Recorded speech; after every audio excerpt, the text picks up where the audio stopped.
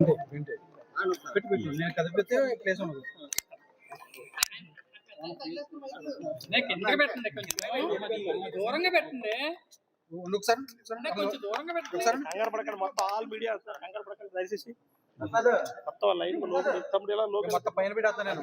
నాకు అర్థం పెడుతున్నారు అది చెప్పండి సార్. Okay sir. మీడియా మిత్రులందరికీ నమస్కారం. ముఖ్యంగా ఈ కలెక్టర్ కార్యాలయంలో ఇప్పుడు ఏర్పాటు చేసిన గ్రీవియన్స్ వ్యవస్థ ఏదైతే ఉందో అది సామాన్యుడికి చాలా సరళంగా, అలాగే చాలా సామరస్యపూర్వకంగా, స్నేహపూర్వకంగా ఉంది. దాన్ని ఖచ్చితంగా అభినందించాలి. అలాగే ఒక సామాన్యుడిగా మా ఊర్లో ఉన్న ఒక స్థల వివాదం, కోర్టులో ఉన్న ఒక స్థల వివాదం గురించి, ఇద్దరు పార్టీల మధ్య జరిగిన ఒక స్థల వివాదంలో కోర్టులో కేసు ఉండగానే అక్కడ జరుగుతున్న కొన్ని అసాంఘిక కార్యకలాపాలు కలెక్టర్ గారికి, ఎస్పీ గారికి దృష్టిలో ఉంచడానికి మా నాన్నగారికి సహాయంగా నేను ఇక్కడికి వచ్చాను. ఇక్కడ సమస్య ఏదైనప్పటికీ కూడా అది కంప్లైంట్ తీసుకునే విధానం కానీ, ఒక్కొక్క వ్యవస్థని దాటుకుంటూ వారు గైడ్ చేసిన విధానం కానీ అద్భుతంగా ఉంది. ఇది సామాన్యులకి ఈ వ్యవస్థ చాలా ఉపయోగపడుతుందని నేను మనస్ఫూర్తిగా నమ్ముతున్నాను. ప్రభుత్వం ప్రజలకి మధ్య ఈ అంతరాలు ఇలా తొలగిపోవడం వల్ల సత్వర న్యాయానికి, అలాగే సగటు పౌరుడి రక్షణకి కూడా ఈ వ్యవస్థ చాలా ఉపయోగపడుతుంది. సమస్య ఏంటనేది కోర్టులో ఉన్నప్పుడు న్యాయ వ్యవస్థను మనం గౌరవించాలి కాబట్టి, మనం న్యాయమూర్తులమో న్యాయవాదులమో కాదు కాబట్టి ఆ వ్యవస్థను గౌరవించాలి కాబట్టి దాన్ని పత్రికా ముఖంగా నేను తెలపడానికి విముఖత వ్యక్తం చేస్తున్నాను. కానీ సామాన్యుడికి మాత్రం ప్రస్తుతం వ్యవస్థ అందుబాటులో ఉన్నందుకు నేను చాలా సంతోషిస్తున్నాను. ఈ భూమి వివాదం ఏ గ్రామానికి సంబంధించిందంటే భూమి ఎంత సార్?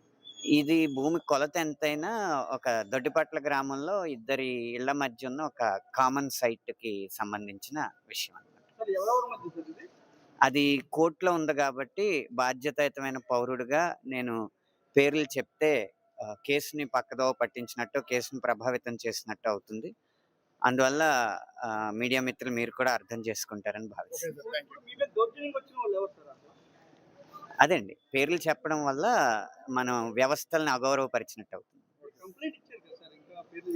అది ఇలా కంప్లైంట్ అనేది రాతపూర్వకంగా అధికారికంగా వారికి ఇచ్చింది కాబట్టి అది బాధ్యతాయుతం ఇది అవుద్ది. ఆ కోర్టులో కేసు పరిష్కారం అయ్యే వరకు కూడా కొంచెం దౌర్జన్యాలు జరగకుండా చూడమని మేము అర్జీ పెట్టడం జరిగింది.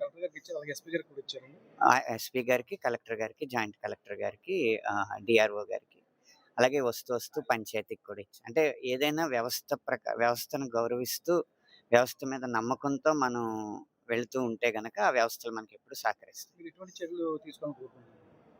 రక్షణ ఇప్పుడు నేను ఈ మా స్వగ్రామంలో వృత్తిరీత్యా ఉండలేకపోతున్నాను. మా తల్లిదండ్రులు, మా తండ్రి గారికి 75 ఏళ్ళు, మా అమ్మగారికి 70 ఏళ్ళు. వాళ్ళ మీదకి ఎవరైనా మనుషులు దౌర్జన్యంగా వస్తే నేను వచ్చి కాపాడడం అనడానికి సమయం పడుతుంది కదా. ఈ సంఘటన జరిగినప్పుడు కూడా నేను అమెరికాలో ఉన్నాను, హుటాహుటిన రావడం జరిగింది. అందువల్ల వ్యవస్థని కాస్త వారికి వయోవృద్ధులు కాబట్టి వారికి రక్షణ కల్పించమని అర్జీ పెట్టాను. దాడి కాదు, ఆక్రమణ కోసం ప్రయత్నిస్తున్నారు. అది ఆ దాడికి దారి తీసే లోపే మేము మేల్కొని ఇలా కంప్లైంట్ ఇవ్వడం జరిగింది.